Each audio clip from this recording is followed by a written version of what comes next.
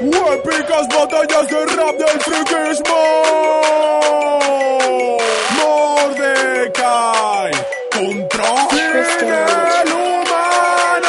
Prepárate porque yo tengo el poder. Soy un arrendajo que viene a joder. Tú eres un niñato, yo ya estoy currando en el parque. De mí deberías aprender. Ayer quedé con la princesa Chicle y pude saborear bien su dulzura. Sí, sin duda lo pasamos bien. Mientras teníamos hora de aventura. Sé rapear de verdad. Voy a enseñarte qué es lo que mola. Puedo ganarte en partidas incluso si juego con Vimo, tu propia consola. Tenemos que acabar rápido. Mordecai, que nos llame el pesado de Benson. Vale, de acuerdo. Hoy es el fin de fin. Puedes llamarlo Finception. Adivina quién ha llegado. Has acertado. Fin el humano. El mayor héroe que existe en la tierra. Voy a vencerte con espada en mano. Puedes quedarte con esa estirada rosita tumbado en la cama. Soy un ligón y mejor me la aspiro con Marcelín y con la princesa Llama.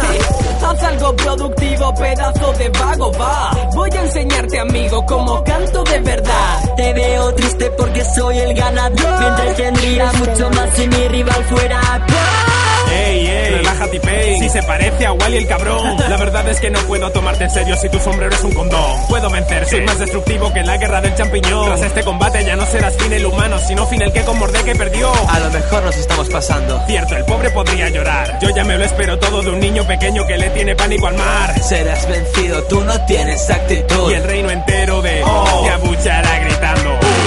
Tú que eres un azulejo, no me lo esperaba. Pensaba que eras una paloma, pues siempre la cagas. Hagas lo que hagas, hoy caes, ya lo veré. Podría acabar mi estrofa yo, pero mejor que lo haga Jake. Ok, de todos los animales presentes seguro